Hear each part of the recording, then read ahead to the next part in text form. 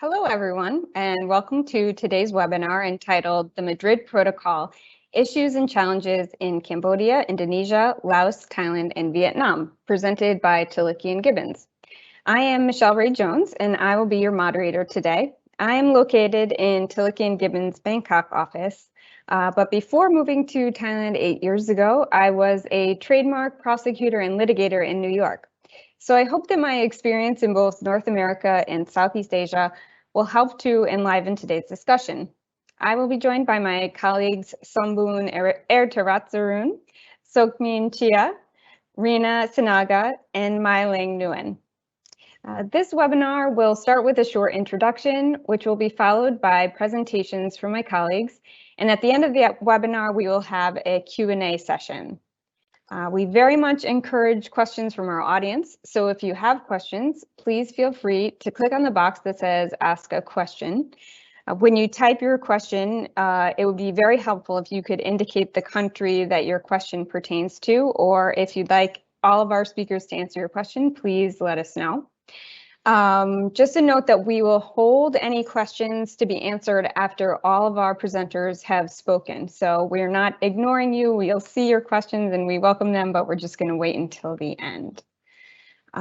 We note that this webinar will be recorded, and if you'd like to obtain a copy, you can contact us or you can find it on Tillicki and Gibbons' YouTube channel. And finally, I'd like to note that this session will present a high-level tips for trademark applicants and their counsel. So we'll not be going through the basics of Madrid Protocol application. We'll assume that the audience has an understanding of the Madrid system. However, if you wish to learn about the basics of Madrid, please feel free to reach out to any of the speakers or myself, and we would be happy to assist you. Okay, great. So before we begin our discussions of the individual countries, I'd like to provide some context to set the stage. As many of you know, the original Madrid Agreement was established all the way back in 1891, and the Madrid Protocol, which has maintained the original intentions of the agreement, but ironed out some of the discrepancies and the deficiencies of the original agreement, was adopted in 1989. And since its adoption, countries around the world have steadily been joining.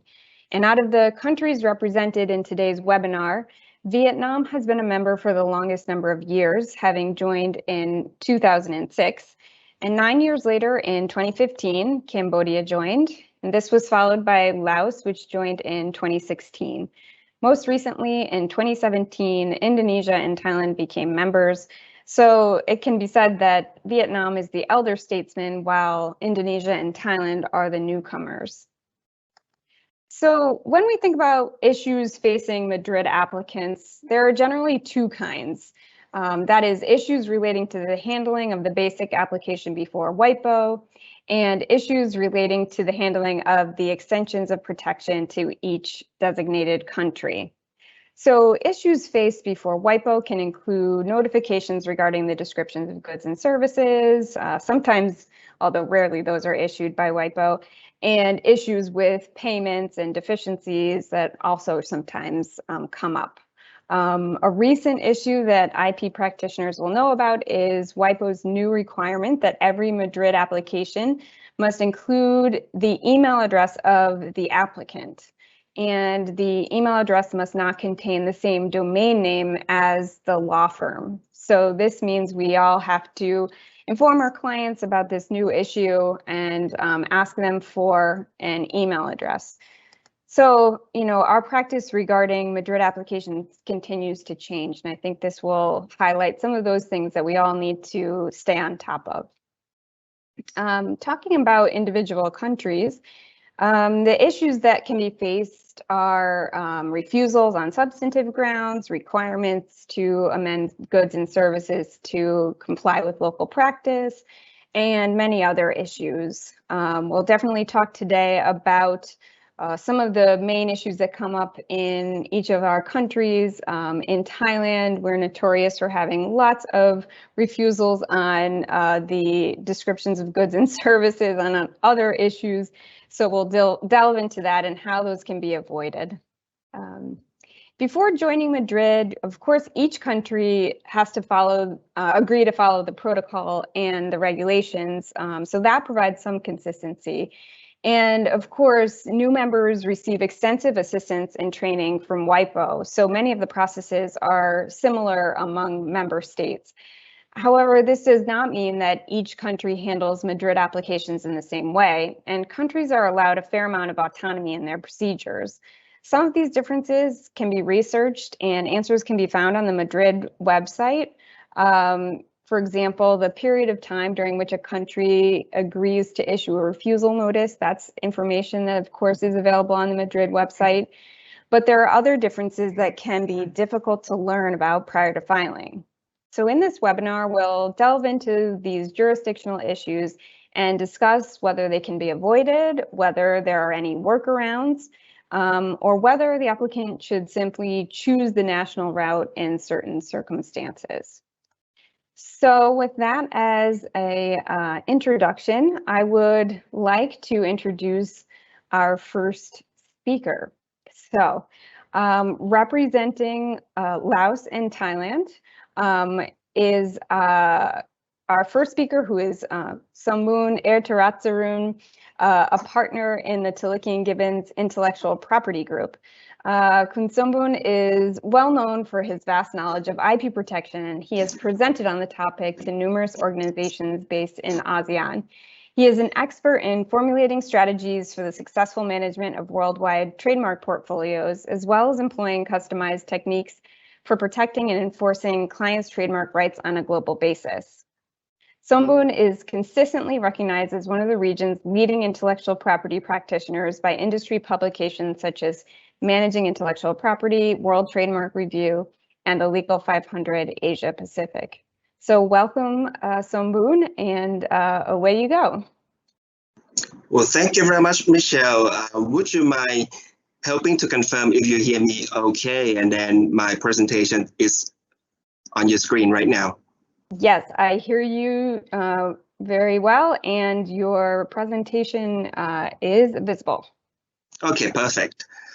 Okay, so good morning, good afternoon, or if any of you are in Southeast Asia, good evenings to you. Thank you very much for joining in this webinar run by Tillich & Gibbons, and we are honored to have you here. And we hope that the presentations that is going to be presented by me as well as my colleagues across offices in Southeast Asia will be able to provide you some insight into how Madrid applications are being handled by each trademark office in Southeast Asia. So let me begin with Laos. I have a privilege to cover two countries, so I'm going to spend the next 20 minutes with you guys, so please bear with me on this.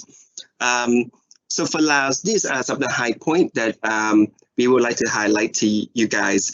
First, there will be a separate trademark examiner teams between the national applications and the IR applications. So what it means is for national applications, it will be examined by the usual non-English trademark examiners, but the application filed through IR are going to be examined by as separate groups, which are full of people who are well conversant in English. So on that note, they will be able to pick up more of the tricks that you are using around the brand. For example, if you are trying to work around the non-distinctness issues by doing some misspelling brand, that is going to be picked up by the trademark examiners in these particular groups. So it could suggest a little bit more difficulties in having IR registered in Laos, but it's not the whole story, because we do see, based on our observations, that there are higher rates of refusal as compared to national application, but the examiners are more receptive to our arguments and foreign evidence, because let's face it, Laos has joined Madrid in 2016, but only that in 2020 that we started to see more provisional refusal coming out. And obviously, the Laos trademark examiners are pretty much receptive to any type of documents or evidence that you can show. Say, for example, if you are trying to fight on non-distinctiveness issue, and then you already have obtained a registration for the same for more than 20 countries, for example, it's very likely that you are going to be able to get it done in Laos as well. On similarities issue, you probably might want to research if there are any coexistence between the marks elsewhere, and if that is the case, or even if you have a coexistent agreement or even letter consent, those kind of evidence will be able to get yourself overcome the provisional refusals in Laos. And based on our own statistic at our firm, we have been receiving around 50 provisional refusals in Laos. And out of those applications that we already started to receive the result, we got 100% winning on the refusal, which means that they are very, very much receptive to any arguments that you are going to make. Next, that after a provisional refusal is taken care of, and then there will be a statement of grant, which I'm going to show you in the next slide. So this is going to be a statement of grant following a provisional refusal. So this is a type of documents that you will be able to download from WIPO website. But as you can see, there are only a few details to that particular registration. So the list of goods are not right there. And there are some reference to rules of the common regulations of Madrid, which obviously is not going to be known by police in Laos, by authority customs in Laos. So if you envision possibilities of enforcing your trademark rights in Laos, we are going to strongly recommend that you get a local certificate, which in the case of a provisional refusal, you will be able to get it from your lawyers as well. The local certificate will be issued to the appointed law firms. So please make sure to check with them. And be careful when designating partial list of goods, because there are times we have to admit another fact, which is the Laos JP are relatively new to the system, and they don't have a full scale of manpower. So some of them might still get confusing as to what has been designated into Laos. So they often would take the whole thing. So even though you have 10 classes filed based on your basic mark, but you probably might want to designate only 3 classes in Laos. But there are chances that provisional refusal might be issued against all of your classes. So we can help you to identify that with the Laos JP and get things done and figure out a new provisional refusal for you. So this can be done, but please make sure that you check provisional refusal carefully. Okay. Based on the number of application files in Laos, that's probably the most high point that we would like to raise. Then I'm going to move to Thailand so that we will be able to spend more time on Thailand, simply because, as Michelle has said upfront, Thailand has been notorious of issuing a lot of provisional refusal, and that's the fact. So let's see what are the high points that you should be aware of. So first, one good thing about IR is that if you file through IR designating Thailand, you are going to get 90 days deadline to respond to office actions or appeal against that refusal, whereas for a national application, you get 60 days. And a notarized power attorney is required to appoint a local representative, even though a late submission is available, but it's not always the case. So please make sure that you are going to get back to your lawyers in time, at least just a week before the deadline. That would be advisable, because there could be times where a late submission will not be acceptable. For example, in the case of oppositions, a late submission of the power attorney will not be allowed in the case of opposition.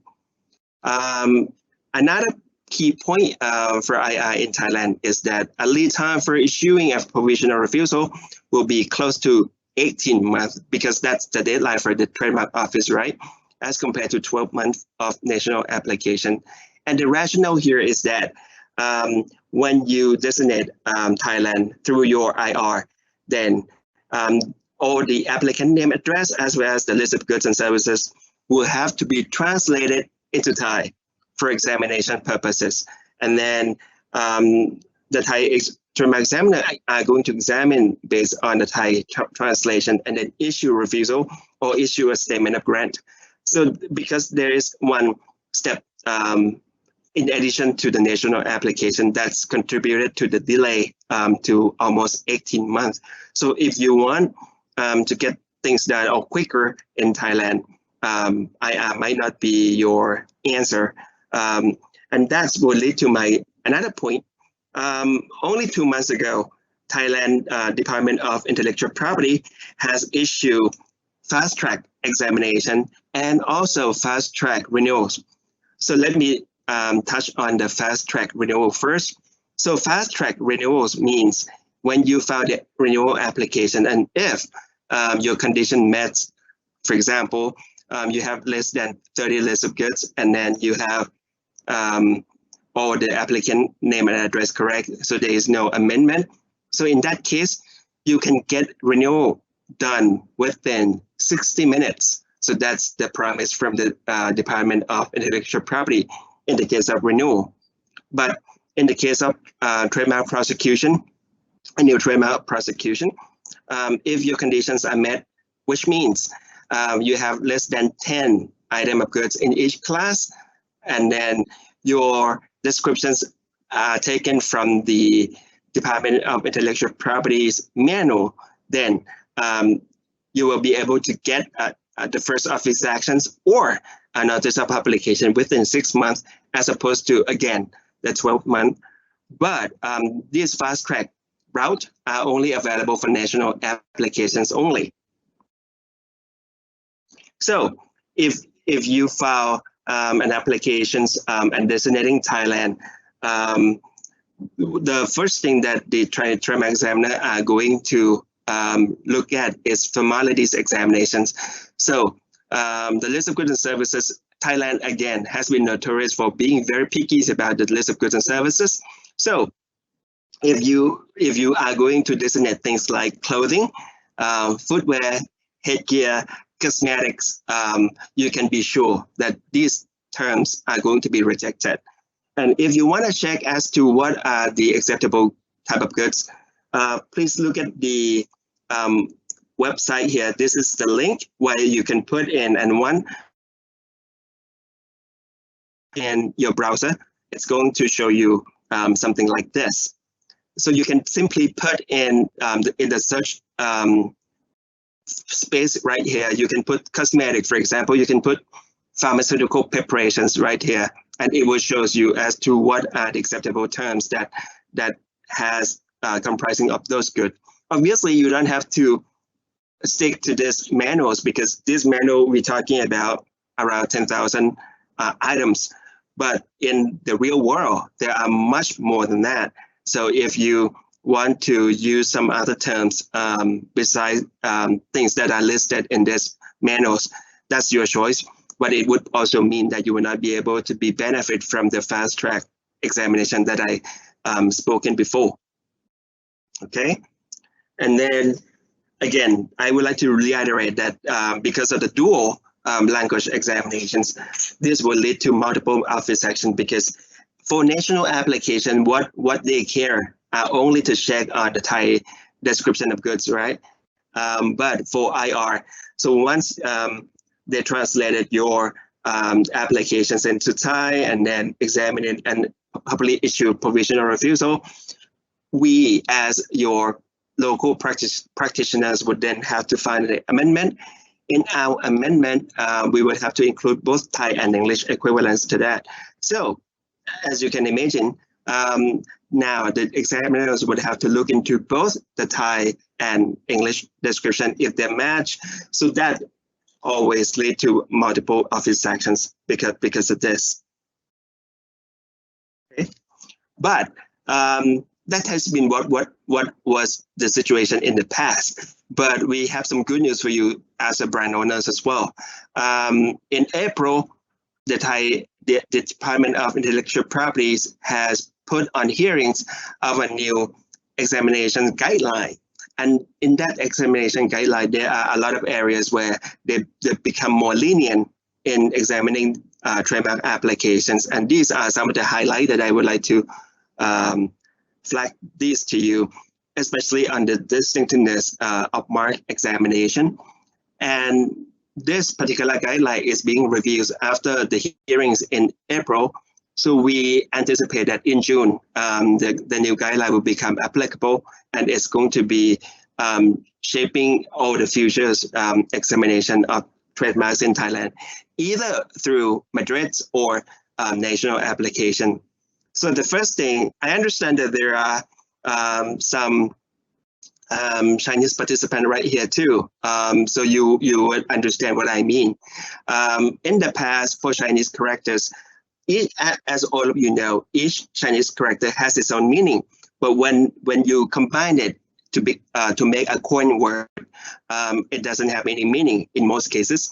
But in the past 20 years, the Thai trademark examiners, even though you said a combination of these two Chinese characters would not mean anything, but they would look at the individual's meaning of each characters, and if the meaning of each individual's characters could form a certain meaning, then they are going to reject that based on the descriptiveness issue.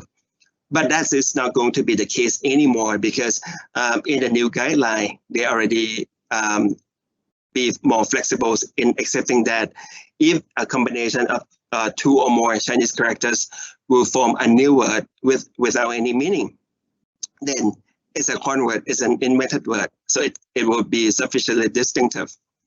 Three-letter mark, this also has been one of the most problematic fields and areas in Thailand, because a lot of you would not believe that a trademark like BMW's, MTV, HTC, DKNY, for example, are all rejected in Thailand before, because in the eyes of the Thai trademark examiners as well as the Board of Trademark, a letter mark would be registrable only if you stylize it into a fanciful font. So you have to stylize the fonts. If you try to file an application for BMWs, but you put it as a Times New Roman block letters or word mark, that is going to be rejected. But again, good news is after June, probably they are going to be acceptable to any three-letter mark. So sorry about a two-letter mark, for example, O2 or something like that would still be rejected. But a three-letter mark would now be acceptable. But you need to be aware that they are going to accept it if the order of the letters are not in alphabetical order. So things like A, B, C will still be rejected, but things like HTC, BMWs, NTT, so on and so forth will now be acceptable. Next, the disclaimer.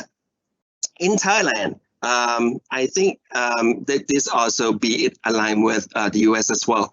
If the trademark examiners views that in a trademark that has been filed, there are two parts: the parts where there are distinctive and the part where it's not distinctive. It's the job of the examiners to determine as to whether or not the distinctive part is the material part or essential part of the mark. If it's not, then the whole mark is going to be rejected. But if the distinctive mark outweighs is the material part of the mark, then it's going to be acceptable under a disclaimer of the non-distinctiveness part. But that has been, as you can imagine, pretty much discretionary and also subjective. So they try to make it more objective by stating that the way that they are going to determine if the distinctive part is the material part or not, they're looking at the size of the distinctive part as compared to the whole or the entire of the mark. If the distinctive part forms 60% or about 60% of the mark, then it's going to be considered as being material part and it's going to be acceptable. But if the distinctive part is less than 60%, then it's very likely that they are going to consider that a non-distinctive mark and then reject. Similar to Laos, you need to be very careful when designating partial list of goods because, again, like Laos, the Thai trademark examiners are still working on to understand the system clearly. So sometimes they do take a wrong list of goods. They take the whole thing as opposed to the partial list of goods that has been specifically designated for Thailand. And one last thing, the local certificate will be issued in addition to the statement of grant. And again, similar to Laos, this is going to be sent to your appointed local lawyers in Thailand. And that is going to be very, very useful in the case of enforcement. So that's all the high point that I would like to raise. But if you have any questions, feel free to put in the chat box or the place where Michelle has highlighted, and we will get back to that. And after my colleague have finished their own presentations. But for now, I would like to get it back to Michelle. Thank you very much. Thank you. Very helpful. I'm hoping that some of these issues will get straightened out in Thailand after we've been a member of Madrid for a little bit. Hopefully, it'll resolve some of these issues that we have. But right now, we still have these issues, so good to highlight them. Okay, wonderful. All right, so our next presenter is Sokmin Chia. She's an advisor in Tilaki & Gibbons Phnom Penh office. Sokmin assists her clients with a range of intellectual property issues, including trademark and patent registration, developing anti-counterfeiting strategies, conducting enforcement actions, negotiating with government authorities, and navigating the regulatory landscape in pharmaceuticals, food, cosmetics, and agrochemicals, among other industries. She is an active participant in national and international intellectual property organizations, and she currently serves as Vice President of the Cambodia chapter of the Asian Patent Attorneys Association. So welcome, Sokmin. All yours. Yeah, thank you very much, Michelle, for your introductions again. So today I would like to discuss about the issue and challenging in Cambodia regarding to the Madrid Protocol that most of the IP owner might face during obtaining the registration of their international trademark application. Yes, so first of all, I just want to inform you that currently the DIPR have divided the examiner into two groups. So one group will be responsible for national trademark application, and the other group will be responsible for the international trademark registration. Regarding to the timelines to issue the first notice of refusal for international trademark application would take up to 18 months. Compare it to the national trademark application would take only 5 to 7 months from the filing date. The other points that I would like to highlight is about the goods and services. So before the examiner conducts the substantive examination, the examiner will check whether the goods and services are compliant with the Cambodian Trademark Office. So it is important to note that Cambodia does not accept class heading for the application. So in the event that your application contains the niche classification, make sure that you have to provide the detail of list of goods and services of your marks. So I would like to inform you that if your international trademark application designated into Cambodia and the goods and services are in class heading, the DIPO will issue a notice of provisional refusal by requesting the applicants to provide the detail of list of goods and services. So in that stage, the applicant can provide the detail of list of goods and services as broader as possible, because in Cambodia there is no limitation regarding to the number of goods and services, and the cost will not be affected by the number of items of list of goods and services being applied for as well. Moreover, broader goods and services will have no impact when the applicant file the declaration of use during the required period of 5th and 6th year from the registration date in Cambodia. Regarding to the classification, I would like to inform you that Cambodian apply the current list classification version, so it is possible to apply all the version in Cambodia.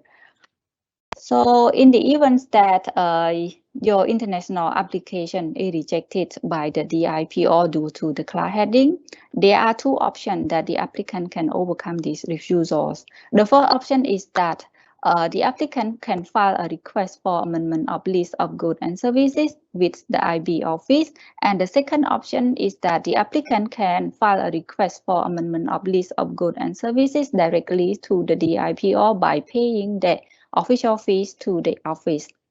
So in order to overcome the refusals, the applicant have to appoint a local representative to respond to the refusal and handling the case. So in the event that the client want to choose the first option to respond to the refusal, the applicant have to file the request for amendment in the form of MM6 to the IB office, and then you have to file a written response to the DIPO providing with the requested as filed with the IB office and submit it to the DIPO.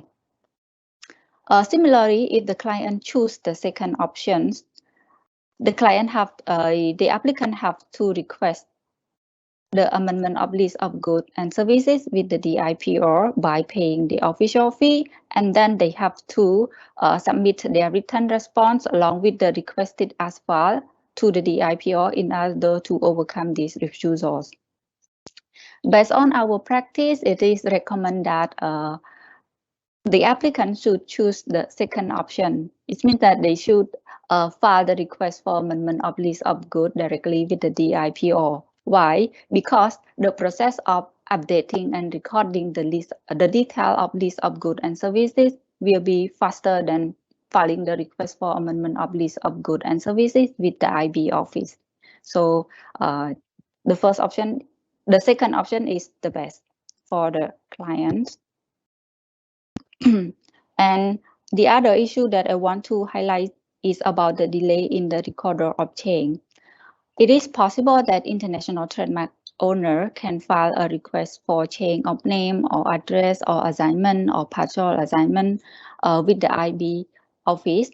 However, if the change does not reflected recorded at the DIPO's database, it is important for the applicants to have a local attorney to follow up with the DIPO to make sure that the change are reflected in the DIPO database. The effect is that if the change of that does not recorded correctly with the DIPOs, the effect is that the statement of grant of protection or the office of action may be issued in the name of the old owners. Yes, can you click it next, Michelle? Yes, thank you, Michelle. So the other point is about the disclaimer practice in Cambodia. Some of you may know that Cambodian adopt the disclaimer practice. So it is common that the disclaimer will be provided, will be requested by the examiners to the applicants to disclaim the non-distinctive terms. So the issues that I want to raise here is about the one or two normal letter or number that the Cambodian DIPO consider that these are non-distinctive. So concerning to this point, it is important to note that if your mark contains a one letter or number or two letter or two number, or the mark is a combination of one letter, two letter, or number together with the other element of the mark, it is possible that the DIPO will issue a notice of provisional refusal by asking the applicants to disclaim such term. So if the client agree with the disclaimer, the DIPO will grant the protections to that mark. However, if the client does not agree with the disclaimer, the client can also file an argument against the refusal as well. Based on our practice, I can say that the DIPO will not agree with that argument. So the DIPO will issue a second notice of provisional refusal by asking the applicant to disclaim such terms again. So once the DIPO issue this second notice of provisional refusal, the client or the applicant can also have another chance to disclaim such term during issuing the second notice of provisional refusal. So this is common to know that this disclaimer is mandatory to agree with the DIPO suggestion, and this is the first option that you can have the trademark to be registered in Cambodia. Another point that I want to highlight is about the declaration of use and non-use. According to Cambodian trademark law, the IP owner have to file a request of declaration of use and non-use with the DIPO during the 5th and 6th year from the registration date or from the renewal date. Similarly, for the international trademark registration, the IP owner have also filed a declaration of use and non-use with the DIPO as well. So it is important to note that the holder of the international trademark registration must file a declaration of use and non-use during the required period. And if you cannot meet the requirement, your international trademark registration will be no longer protected in Cambodia. The other ones that I want to discuss as well is about the certificate of trademark registration. As for national trademark application, when the trademark is mature for registration, the DIPO will issue a physical certificate to the applicant.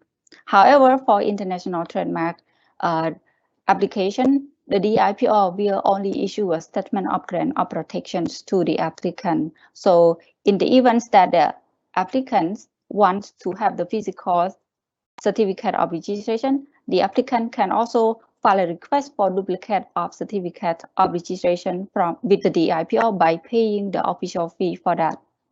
So I can say that the certificate of registration is very important if the trademark owner want to take actions against the infringer, wants to do the enforcement case in Cambodia, because when you file a complaint to the authority will require you to show the physical certificate of trademark registration to prove that you are the legitimate owner of that trademark in Cambodia. So it is recommended that the applicant should have the physical trademark registration in hand before taking any actions against the other party, and it is also for you to show that proof to the authority without delay. Yeah, so this is all about my presentation. So if you have any question, please feel free to ask us in the chat box here. So we are happy to answer to your question, or you can email us if you have any question about this. Yes, thank you, Michelle. Thank you so much, Sophie. It's super interesting to see the differences between Cambodia and Thailand and Laos, and very, very interesting. Thank you very much. Okay. All right, so our next presenter is from our Indonesia office. Rina Sinaga is a registered intellectual property consultant in Tillich & Gibbons Jakarta office. She assists domestic and international clients on a range of trademark matters, including searches, registration, prosecution, recordal of changes of address and assignments, and oppositions, cancellations, etc. She's also involved in advisory opinions, negotiations, trademark protection strategies, and the commercialization of clients' IP assets through agreements and franchising. Rina is a member of the Indonesian Bar Association, and she is a registered IP consultant. So Rina will help us today learn about Indonesia. So off to you, Rina. Good night. I will share about the challenges and issues related to implementation of Madrid Protocol in Indonesia. The highlight of the issue we will share here is based on a question frequently asked by client. Okay, I will start with a short comparison between national registration and international registration, or IR. Overall, the procedure of registration stipulated for national registration will also apply for IR, including the time frame for filing a response to provisional refusal and time frame for filing an appeal. However, we found there are some differences among others, as you can see on this slide.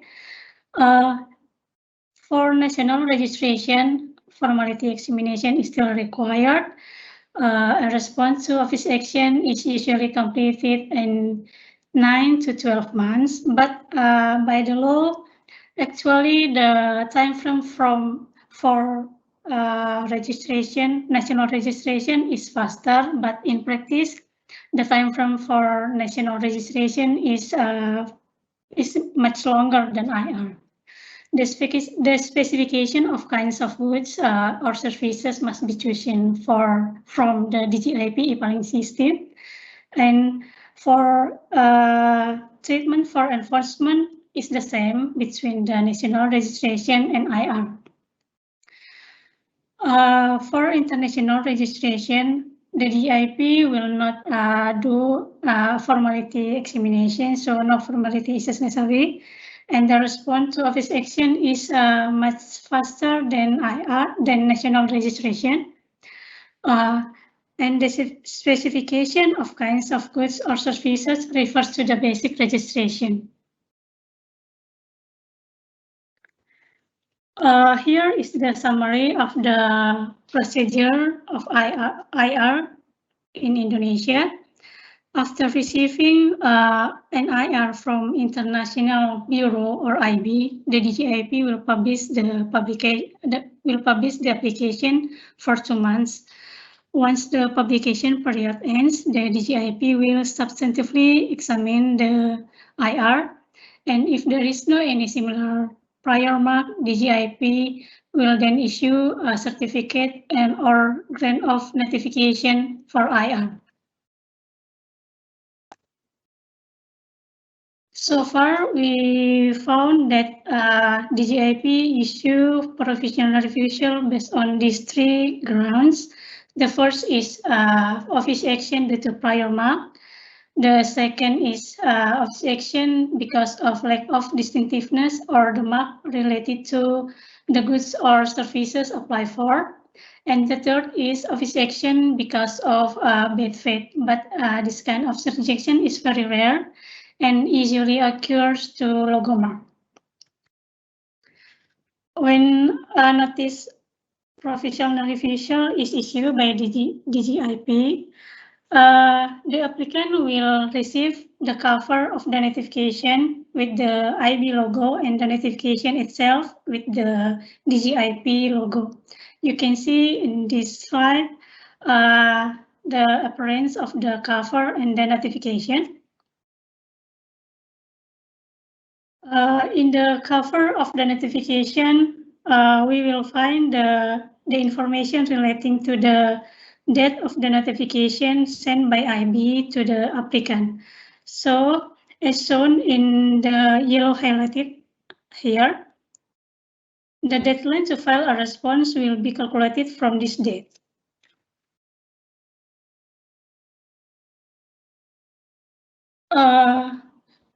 And then the requirement for filing a response to office action is described in the point number 7 in the notification is shown here.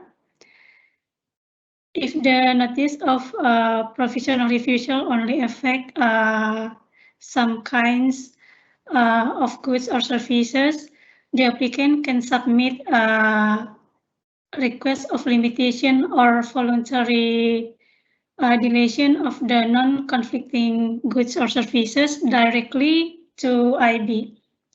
But make sure you also inform the request of the limitation to the email mentioned in the notification.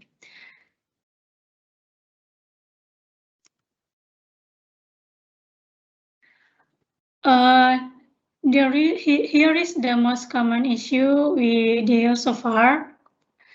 The first is when we check the DGIP website, the DGIP website never almost never show the image of the mark, and we also found that the Indonesian translation of the goods or services made by DGIP is sometimes not clear, so this can be a problem in the case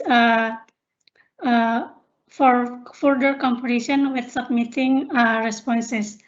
The other issue we deal is we found that DGIP sometimes forward the examination result only to the applicant. So this can be a problem too in case the response is rejected, because we need to, or your local representative need to determine the appeal deadline. The other issue is the error made in the rejection statement. If it often happens to multiple application that DGIP doesn't issue a provisional refusal mentioning that the refusal affects to all of the classes, but actually the cited mark only, for example, only in one class. But in this case, although the provisional refusal only cite one class, you or the applicant still need to submit a response to the DGIP. So the rest of the classes in the IR will be can be protected. So we would suggest you as the applicant to follow these following steps in case you wish to file a response to office action. The first, please provide the image along with the origins of kinds of goods or services in your IR to your local representative for further comparison, and also provide the result of the examination of the response to your local attorney. And then we also suggest to submit a response to secure the non-overlapping class or goods in case the refusal only affect some of classes or some of goods in your IR. I hope this explanation helpful. If you have any query, please contact us or we can discuss further in this forum. Thank you. Thank you so much, Rina. Super interesting again to have your perspective, to hear about some of the issues that might be faced by trademark applicants in Indonesia. So I'm sure we can learn something from your presentation. Last but not least, we have a representative from our Vietnam office. Lynn Nguyen is a partner and heads the Tillich & Gibbons trademark team in Vietnam. Lynn brings to the firm a comprehensive understanding of Vietnamese IP law, which is the product of more than a decade of experience as a lawyer advising owners of world-famous brands on protecting their rights in Vietnam. She is recognized as a leading trademark attorney by the WTR 1000, and she has crafted persuasive arguments to win appeals and oppositions for foreign trademark holders in the fashion and consumer goods industries. So welcome, Lynn, and the stage is yours. Okay. So good evening and good morning, everyone. Thanks, Michelle, very much for the kind introduction. I am glad to join our today's presentation on issues and challenges for IR designating Vietnam. As Vietnam has joined the Madrid Protocol for quite some time, its examination for IR are rather smooth and does not pose a lot of challenges for the brand owners. Nevertheless, similar to other countries, national registration and IR are examined by different divisions of the Vietnam IPO. The national registration are examined by the trademark division, while the IR are examined by GI and IR divisions. And because of that, there are still some issues and differences in practice between national registration and IR that trademark owners may need to take into account. First of all, different to Thailand, Vietnam IPO does not require to translate the list of goods and services into Vietnamese. The IPO also does not examine formality of an IR. In principle, the IPO can do the examination as to formality for an IR, and in practice, recently there have been some cases where the IPO requires the applicant to clarify some goods and services. Nevertheless, it is very rare. As such, generally, once the IR are accepted in terms of formality by the WIPO, the IR will go directly into the substantive examination by the Vietnam IPO. Second, the time frame for substantive examination of IR in Vietnam is 12 months. For national registration, the examination period is 9 months under the law. However, in practice, it is often prolonged to 18 to 20 months. However, it is expected that the Vietnam IPO will try to accelerate the examination for national registration to meet with the time frame under the law, which is 9 months. If so, the time frame for national registration will be shorter than for IRs. For IR, the IPO cannot prolong the substantive examination. It should complete the substantive examination strictly within 12 months. If no provisional refusal is issued within that time frame, such IR will be automatically protected. In the past, there are several cases where the IPO issued provisional refusal for IRs after the 12-month period. In these cases, the trademark owner only needs to file a simple response indicating that the refusal was issued after the prescribed time frame and does not need to respond on the merits of the refusal. Due to the strict timeline for examination, Vietnam IPO has to use all of its resources to fulfill the examination within the 12-month time frame. As a substantive examination, IR could also face a rejection for the same reasons as national registration, such as being descriptive, misleading, or due to a citation.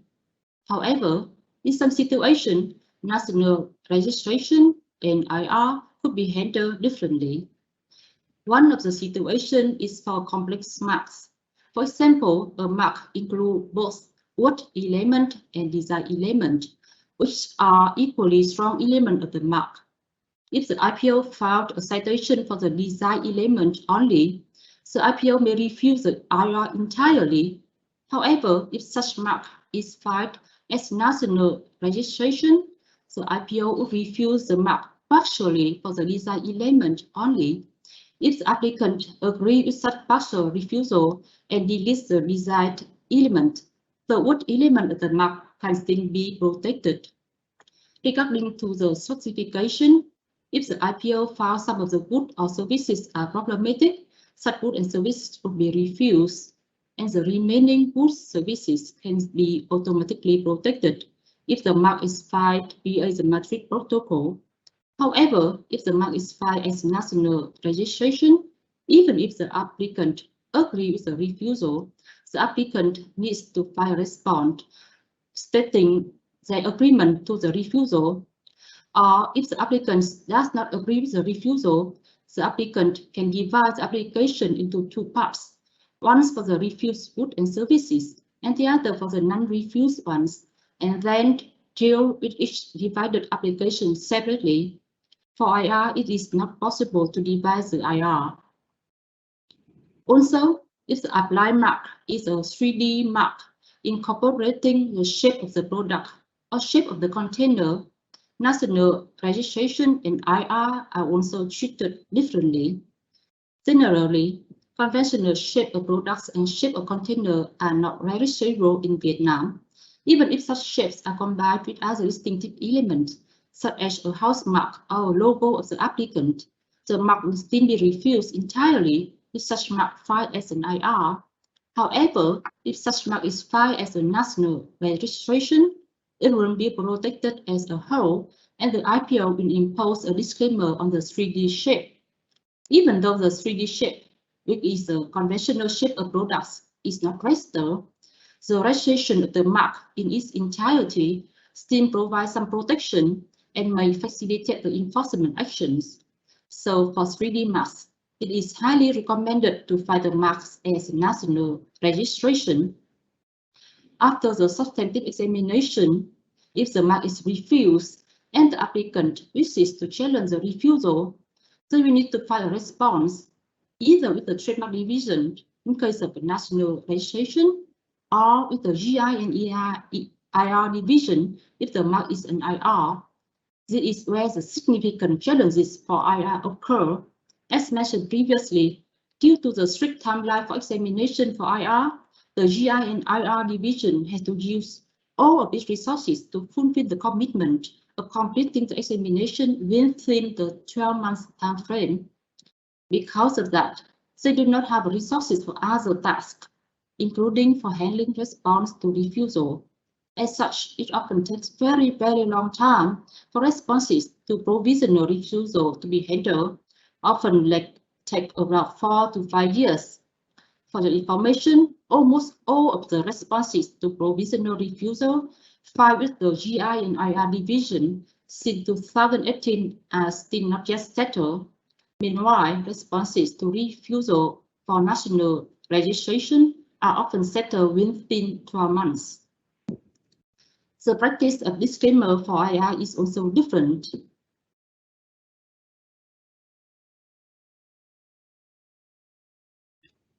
Specifically, Vietnam IPO will not indicate any disclaimer for IR, but this does not mean that IR will enjoy protection without disclaimer. The IPO will still disclaim some element of an IR if its five sub-elements are indistinctive. However, the IPO will only keep such disclaimer in its internal database, which is not accessible to the public. To find out of the disclaimer, the applicant will need to check the status of the IR with the IPO. And last but not least, when it comes to enforcement, the enforcement authorities in Vietnam often require the trademark owner to present a certificate of registration. As the Vietnam IPO does not automatically issue such certificates for IR, in case of enforcement, the trademark owner will need to obtain a certification of validity from the Vietnam IPO. Unfortunately, due to the limited human resources of the IPO, the process to obtain such certification may take several months, sometimes half a year. So, all in all, IR has some advantages and disadvantages comparing to national registration. I hope that my presentation can help you to choose a suitable route for yours and your client's trademark. Thank you everyone for listening, and please feel free to let us know if you have any questions.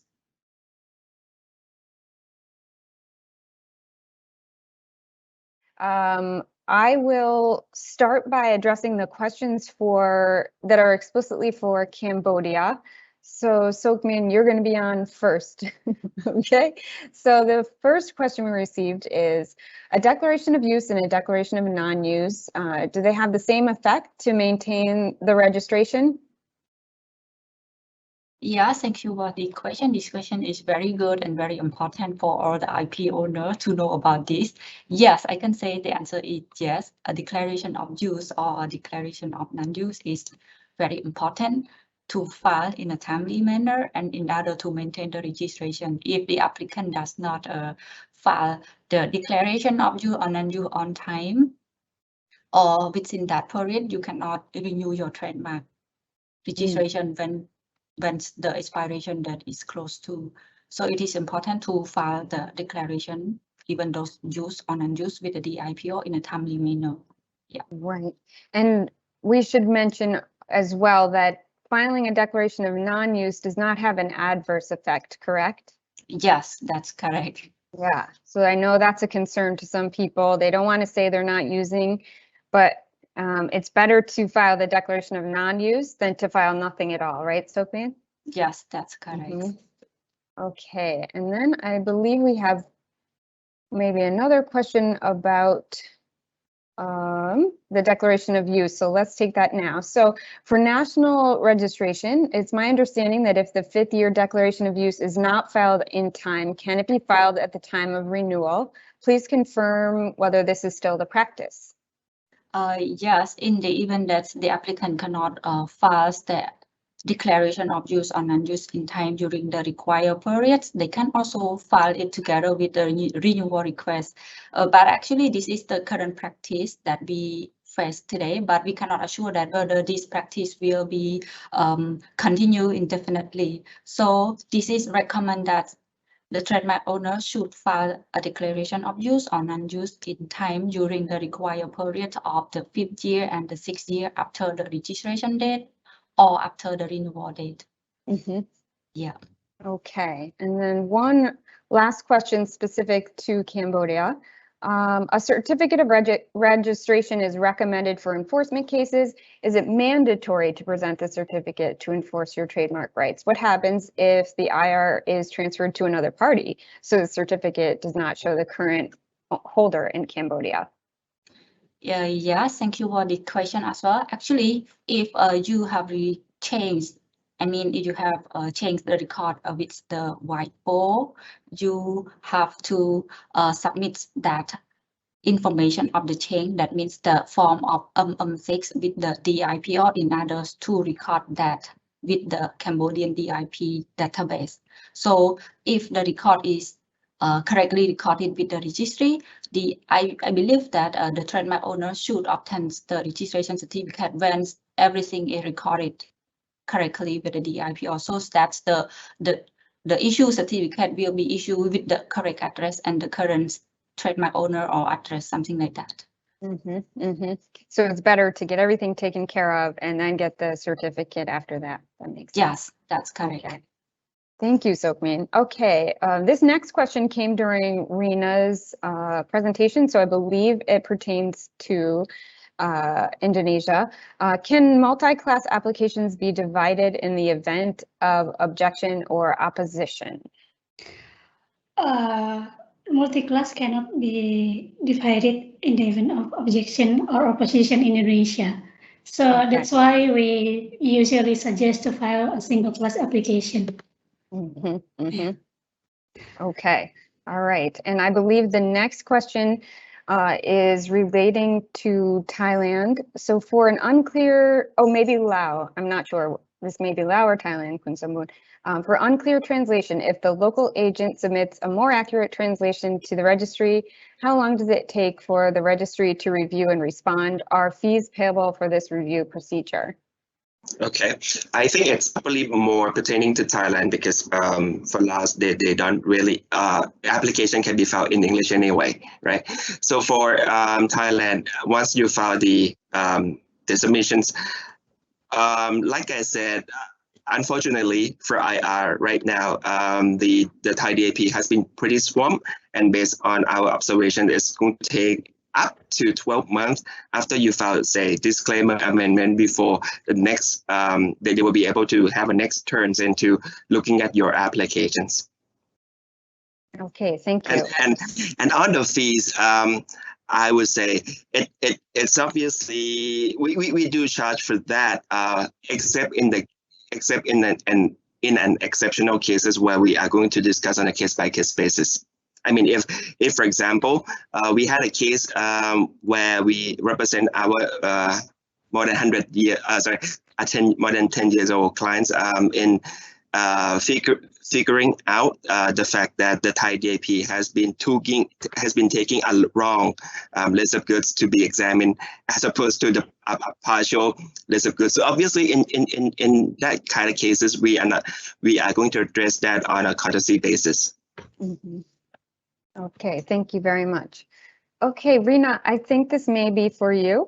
Okay. Due to the pandemic situation, is there any additional specific challenges regarding the alignment of implementation based on the Madrid protocol and local processes?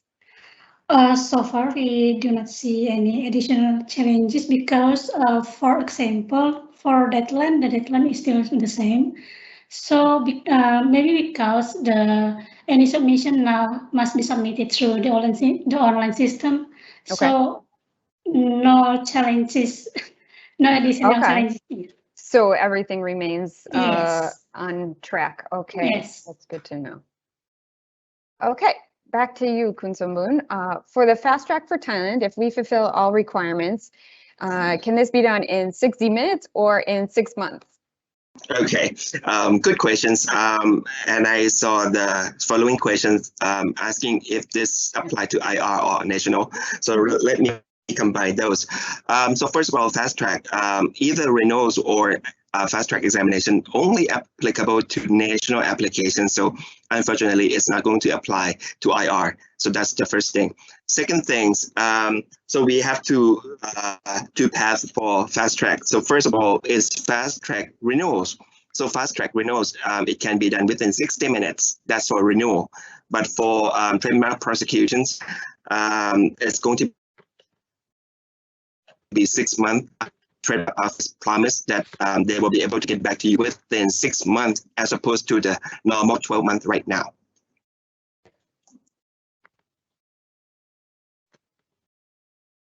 Okay.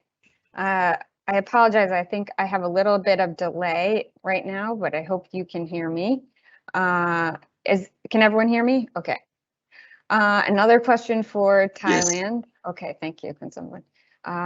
If the distinctive material is less than 60% of the mark, does it mean the entire mark will be rejected?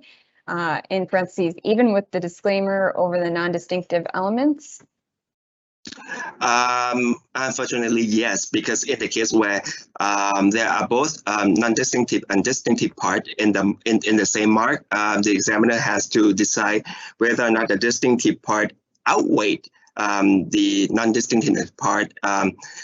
So if so, they are going to ask for disclaimer. But if they believe that the non-distinctive part outweigh the distinctive part, then they are going to reject the whole mark, which obviously subject the brand owners for appeal with the Board of Trademark at the further step. Mm-hmm. Yeah, okay, great. And another really good question for Indonesia. If the applicant does not respond to a partial refusal, will the application automatically proceed to registration for the approved goods? Unfortunately, no. If a response is not submitted, the refusal will affect for the non-conflicting goods or services. So a simple response is okay. You can submit a response, okay, I agree. You can delete the conflicted goods, and we agree only to file the non-conflicted goods. So we highly suggest to file a response to secure the non-conflicted goods in the IR. Okay, very good advice.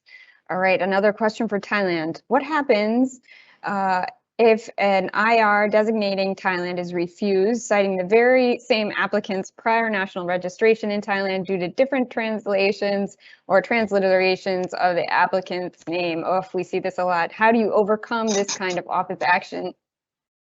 Okay, good questions, and this suggested that our participants do have a lot of experience in the prosecutions in Thailand.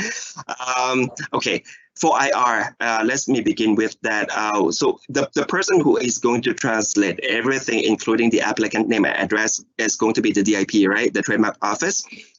So not only that we try to help the clients based on the arguments, but we also try to weigh in our opinions to the DIP every time that we have opportunities. So we talk a lot with the DIP and suggested that this is going to be pretty much annoying to brand owners. And this is one of the practical situation that the DIP is facing. So when, say, if Apple Inc., for example, file applications and designating Thailand, and then when it comes to Thailand, the DIP look into the database as to how best they could put the transliteration of the applicant's name and address, and they found that Apple Inc. has probably using 3 different local firms in Thailand, and each of them has their own transliterations on the applicant's name and address. So usually the DIP would try to use the one that they think is the most appropriate, but obviously it would mean that it's going to be contrary to another 2 set of variations, right?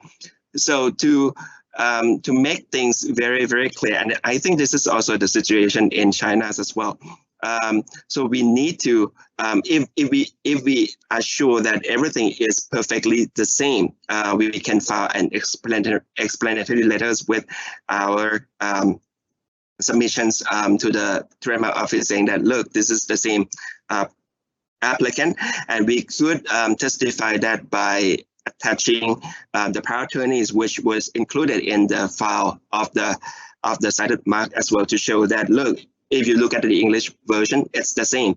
And we can also print the WIPO print out as proof as well. So this should usually be okay for waiving these citations.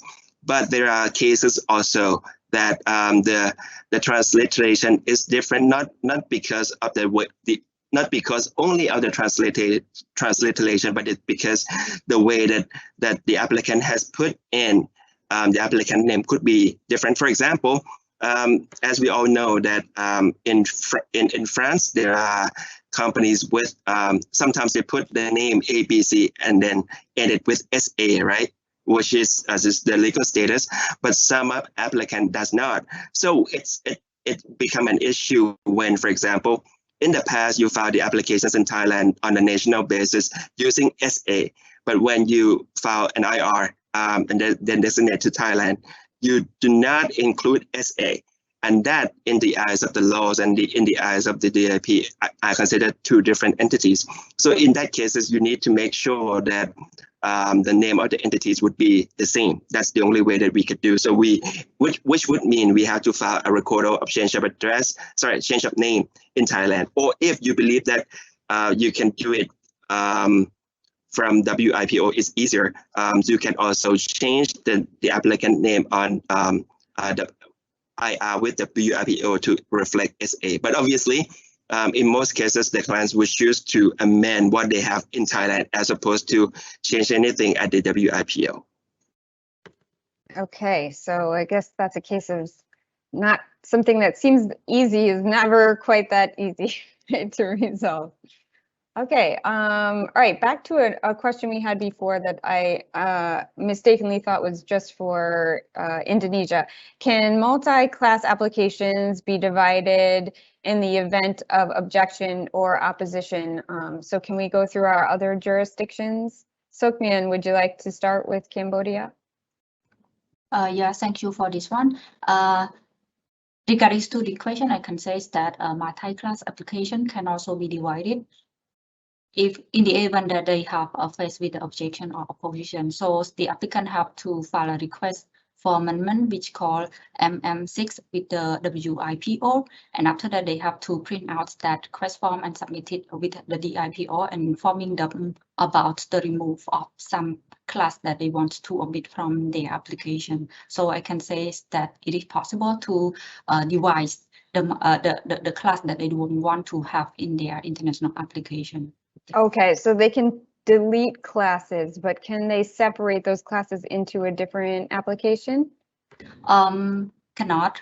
Okay, Okay. Yeah. Just to be clear. Okay.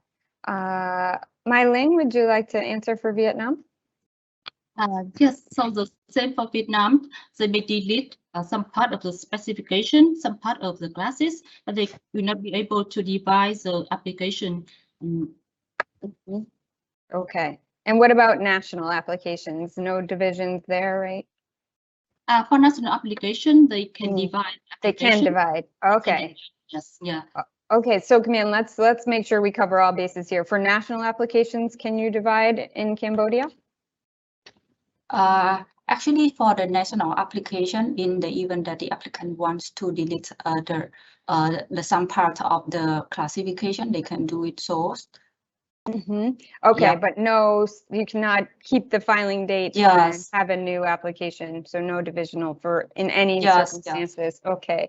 And Kun Somboon, would you like to go for Laos and Thailand? Yes, for Laos and Thailand, similar to other jurisdictions, both IR and also national divisional applications are not available. But if you want to delete some of the classification just to waive the citation, that's possible. Thank you. And Rina, just so we're clear, was your answer before regarding Madrid applications only, or can you divide a national application?